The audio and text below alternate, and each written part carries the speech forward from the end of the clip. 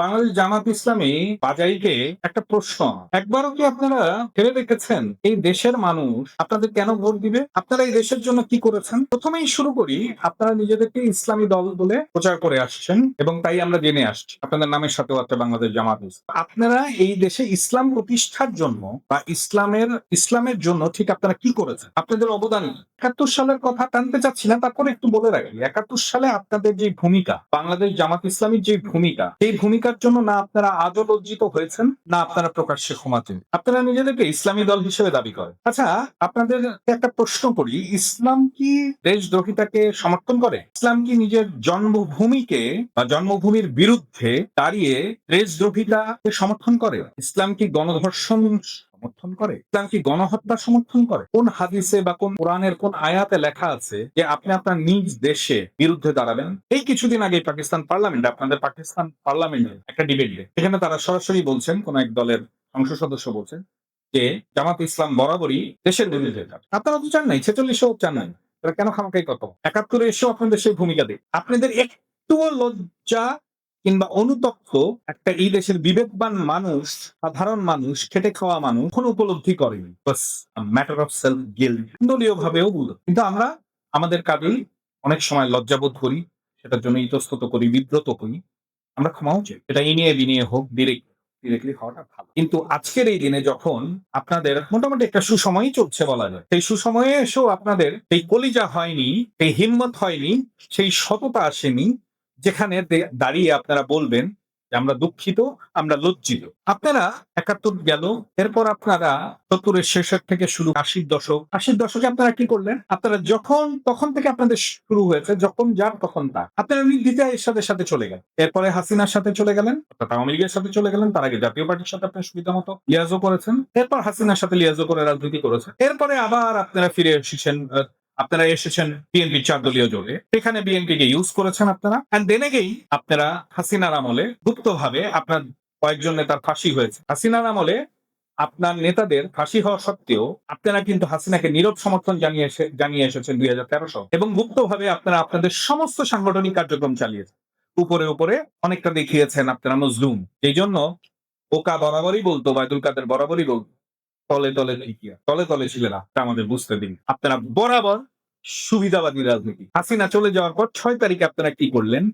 আপনারা ফ্যাসিস্টের বিচার না চেয়ে আপনারা বললেন আমরা সবাইকে ক্ষমা করে দিব, আমরা এই করে দিব, আমরা ভারতের সাথে আছি। একবার বলেন ভারত বিরোধী, একবার বলেন ভারতের সাথে আছি। একবার হাদির বিচার চান, আরেকবার বলেন আমরা ভারতের প্রতিনিধিদের সাথে যে গোপনে আলাপ করে আসি। কি তামাশা!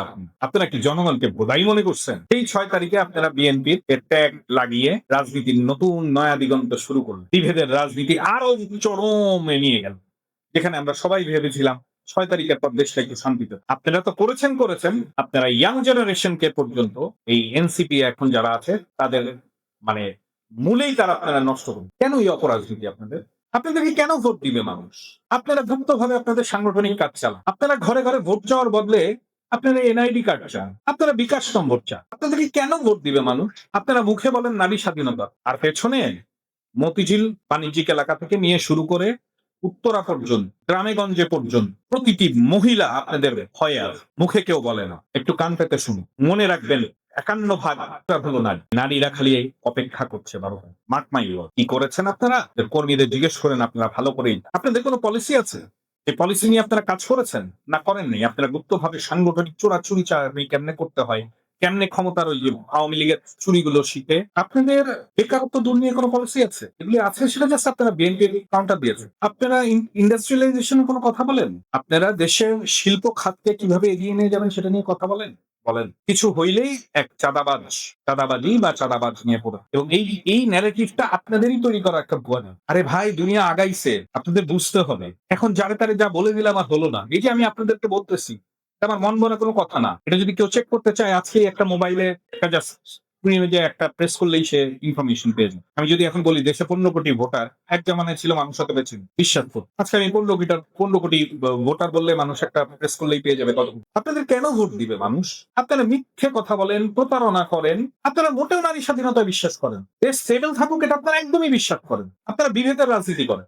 আপনারা প্রপারলি ইসলামকে নিয়েও যদি চলতেন, প্রপারলি ইসলামকেও যদি ধারণ করতেন, তাহলে আজকে সমস্ত ইসলামী দল আপনাদের ছায়া দলে বা আপনাদের সাথে একীভূত হতো। ইসলাম গীবত সমর্থন করে। গীবতকে বলা হয়েছে সর্বোচ্চ পাপের মধ্যে একটি পাপ হলো গীবত। আপনাদের নেতারা কিন্ডার গার্ডেন স্কুলে পড়িয়ে বা কোনো একটা প্রাইভেট কলেজে ১ বছর ৬ মাস মানে লেকচারারের কাজ করে নামের সাথে অধ্যাপক লাগে। আর আপনি আসছেন আরেকজনের সার্টিফিকেট নিয়ে দৌড়ে। কি ভাষা আপনাদের? আপনাদের সংসদ সদস্য প্রার্থী, আপনাদের আ নেতাদের ভাষা, নায়িকা নিয়ে কথা বলে, শারীরিক গঠন নিয়ে কথা বলে। ইউনিভার্সিটি স্টুডেন্টদেরকে আপনারা বেশ্যা বলেন, পতিতালয়ে বলেন।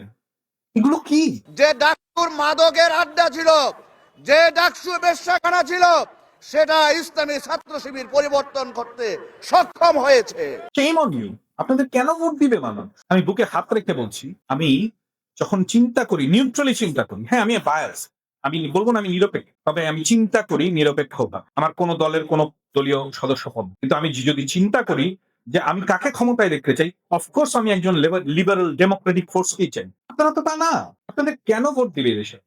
ভন্ডামি ছাড়েন, প্রতারণা ছাড়েন। এখনো সময় আছে। ৭১ এর জন্য ক্ষমা চান। আপনাদের যাবতীয় কুকর্মের জন্য ক্ষমা চান এবং পলিসি ভিত্তিক রাজনীতি করুন। দেশের ভালোর জন্য রাজনীতি করুন। আর গীবত বন্ধ করুন। ধর্ম ব্যবসা বন্ধ। সবাইকে ধন্যবাদ। ভালো থাকবেন, সুস্থ থাকবেন, নিরাপদে থাকবেন।